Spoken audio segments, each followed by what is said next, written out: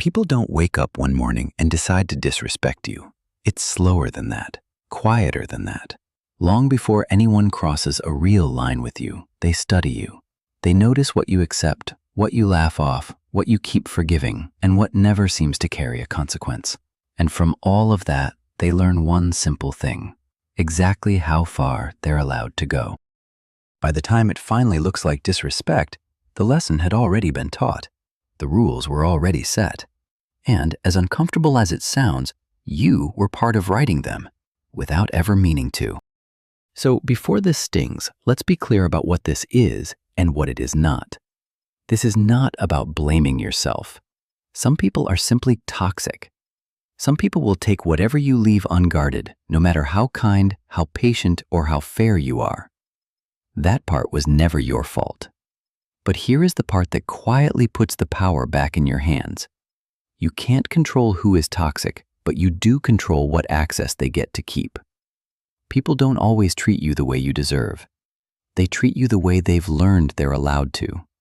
And that, the part about what they're allowed to do, that you can change. So let's break down exactly how it happens, step by step, and how you take the standard back. The first thing to understand is that disrespect almost always begins as observation. Nobody who is testing you opens with the big violation. They start small.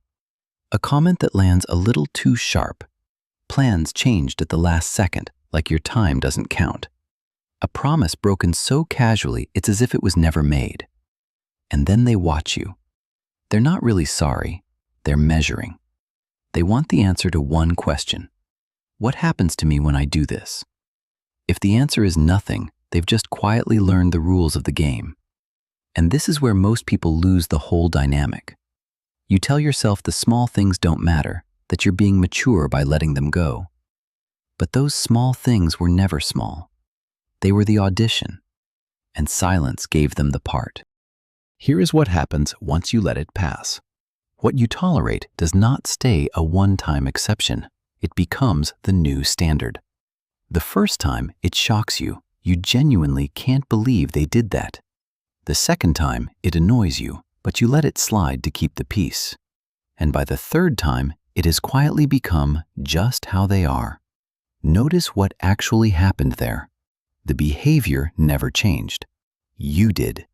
You lowered the bar inch by inch to a place where their disrespect fits comfortably. And once a standard drops, people almost never climb back up to the old one on their own. They settle exactly at the level you've shown them you'll accept, and then they build a home there. So most people try to fix this with words. They sit the person down, they explain how it made them feel.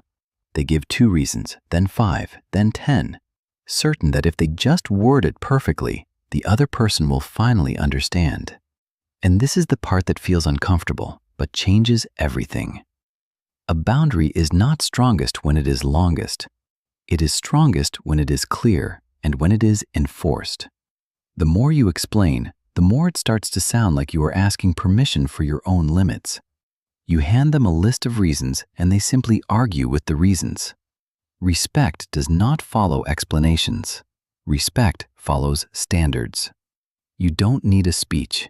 You need a line and the quiet willingness to hold it. And that brings us to point 4, which is where self-respect usually collapses. Inconsistency. You tell them, don't do that again. And then they do it again, and nothing changes. You still answer the calls, you still show up at the same time, with the same warmth, offering the same access you always have. Think about what you've just taught them in that moment. You've taught them that your words have no cost. Your words set the boundary once. Your actions decide whether it actually exists. If nothing happens after they cross the line, then the line was only ever decoration. A weak consequence teaches a very strong lesson. I can do this again, and nothing will change. And so they do. Not because they didn't hear you, because you showed them your no was negotiable. Now, here is the truth that is hard to hear, but will save you years of your life. The wrong people do not respect your emotions. They respect consequences. You keep believing that if you can just show them how deeply it hurt, how much you cried, how close they came to losing you, they'll finally change. But a toxic person is not moved by your pain. Your pain is not an emergency to them. At most, it's an inconvenience to manage. What actually gets their attention is access. The instant something they want is genuinely on the line, your time, your help, your presence, your forgiveness, your energy, that is the moment they suddenly find the ability to behave. The moment you understand this, you stop asking why they keep doing it.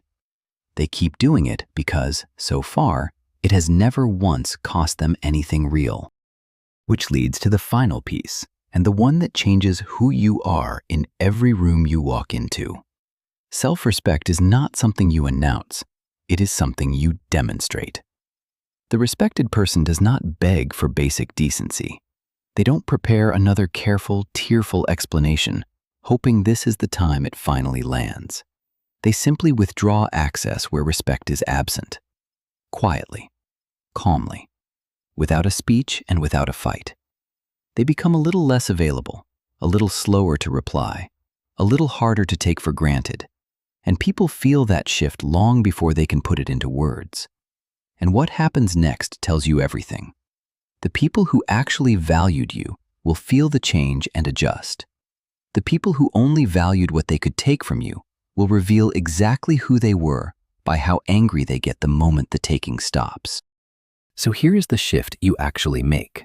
You stop working so hard to be understood, and you start being consistent. The next time someone crosses a line, you don't reach for a lecture. You reach for a response they can feel. You say it once, plainly, "That doesn't work for me." And then you let your actions carry the weight your words have been carrying alone. If they continue anyway, the consequence is not revenge, and it is not punishment. It is simply information. You are showing them, in a language they actually understand, the new cost of crossing you. Some people will rise to meet that standard, and your relationship with them will quietly get stronger. Others will walk away the moment they realize the free access is over. Both of those are a win, because both of them finally tell you the truth about who you were really dealing with. Because in the end, people don't suddenly wake up one day and decide that your boundaries matter. They learn it slowly, the moment your no starts to mean something. People don't disrespect you, they follow what you allow. And the moment you stop allowing it, the relationship has no choice but to change. That is Law 58, the rule no one taught you. If this explained the pattern, watch the next video on the screen now, because some people don't ask for explanations because they want clarity. They ask because every answer gives them another way to control you.